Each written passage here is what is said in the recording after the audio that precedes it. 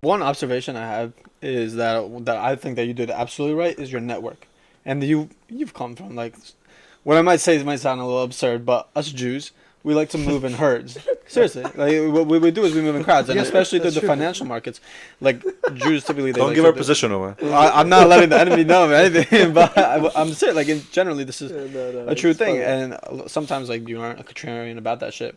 Whatever. My point is that are you having that type of network around you so that you can talk to your buddy's dads Of course. and your buddy's dad's buddies, and then that network itself is what I'm assuming because you said that you had a pretty high clientele from the start or early on, right? Well, let me tell you this.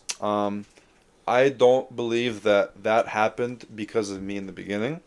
Everything that happened after the beginning, Mm-hmm. I've put in the work. But I'm going to shift to something else really quick. I really, after my whole split with my breakup and everything, I tried to focus on my business, obviously, and getting closer to my religion. Obviously, I'm Jewish. You know, we all believe in the same God. So I try to just shift my focus to like practicing more of just being closer to God, trying to learn. Did I? I definitely can say that the last 4 months are the most consistent months I've had in my life of being close to God, being close to Judaism, religion in general. But when I got on my relationship, I was trying to, I was free balling. I didn't know what I was doing. And I was just focusing on my business. And I met some good friends right before I broke up with my ex. And they know who they are. We also Jews. We became really good friends. And I knew that their parents, their circle was good. I didn't push anything. But they supported my business. And Yeah. one of my really good friends, Omri, shout out to Omri, Shout out to him. he told me, he goes, listen, you need to utilize the people that you're around. How about you text all these big guys around here? Mm-hmm. You lose nothing. Just text them on your business account. Hey, I'm a detailing business. I'm starting out. Can I please wash your car for free? I was like, bro, like, why? Like, whatever. And then I really thought about it. And I was like, this can, like, really, like, this can truly change everything. So I spammed, like, I didn't spam, but I think I sent, like, 10 of those messages. And about half of them got back to me. And it was the most amazing decision I ever made in my life. I wish I could slap the fuck out of young Brandon right now. Honestly, I fucking hate when people don't do that shit, dude. Because like people don't understand that these like the big dogs that you're trying to reach that have their own business, whatever. They're hustlers themselves. Of They've course. been in your scenario Of before. course. They love this shit, I love. especially when they see someone that's a younger course. in their community is vital because like. They want you to. They're probably want their son or their daughter to be in like a company with you that are Of like course. motivated. You're driven, whatever, right? Yeah. Like they love that type of hustler shit. They will always. Matter of fact, they will triple what you charge course. just so that you continue doing what you're doing. Like they love that shit. And people are afraid to reach out to them because I get it. It may seem scary. Why the fuck would my friend's rich ass dad like come back to me or even reach back to me? He's just gonna think what if my business is stupid, whatever. Were you afraid to reach out to him? I mean, I was afraid because, number one, I didn't want to work for free because I know that I busted my balls what I was doing, and it was tough. But they all said what you just said. They were in my shoes once, too. Every person I did paid me. Some paid triple, some paid double, some just paid. Not the point, not about the money. yeah.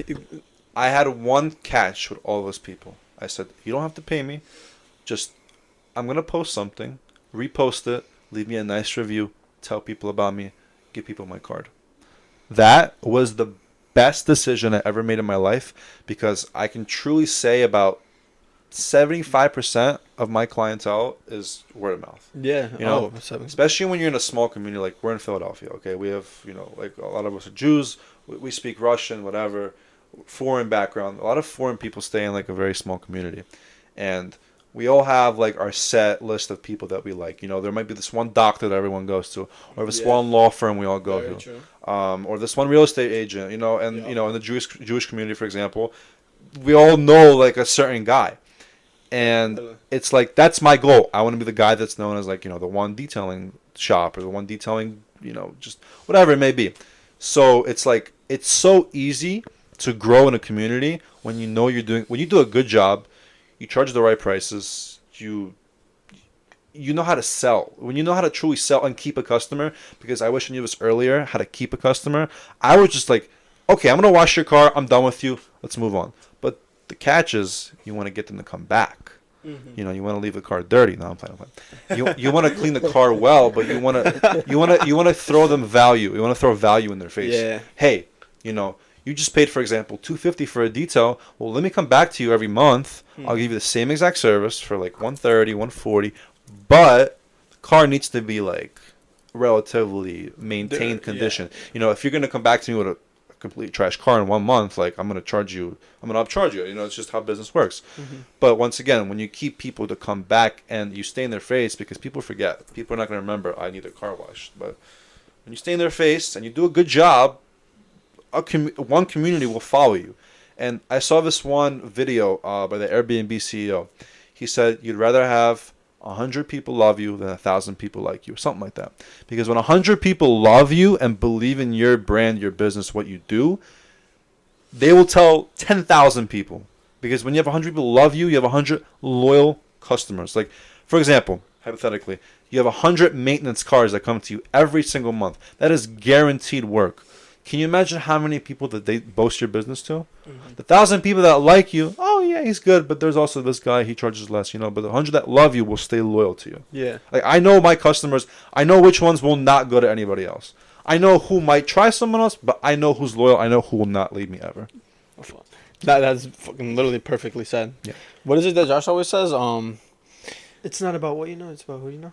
But that applies That's too. huge. But That's Josh with the make an offer so good that it'd be make an stupid. offer. Make an offer so good that people feel stupid saying no to. That's just more so what you were talking about earlier with like, hey, let me do it for free, whatever. It's intimidating to yourself. Like, when, like, I'm younger, like, it's not as easy to sell to an adult. Like, look, I'm 19 years old. You know, I don't have like a net worth or anything.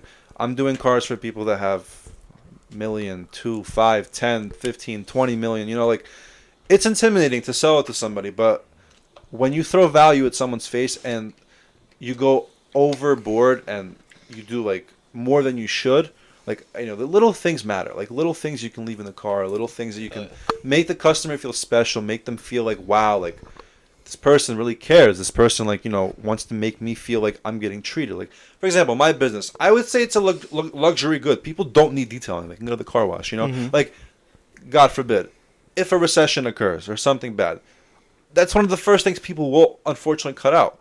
That's why I do have a set audience that I target. People that wouldn't cut it out. People that can afford it monthly. People that have nicer cars, that want to maintain their vehicles. You know, my main customer focus isn't the person who wants their car deep cleaned that one time and never comes back. Because I don't want to clean their car. Like, I want to, but like, I dread getting like that minivan with like the soccer mom with like 15 kids and like dog hair. Like, bro, I'm there all day, and it's like, it's exhausting. You know, I love working on any car, but, you know, obviously you get like a nice Porsche or a nice Lambo, it's much better. Why would you choose the? You know, I'm not trying to, like, you know, please come to me with any car you have, but you got to understand it's human nature.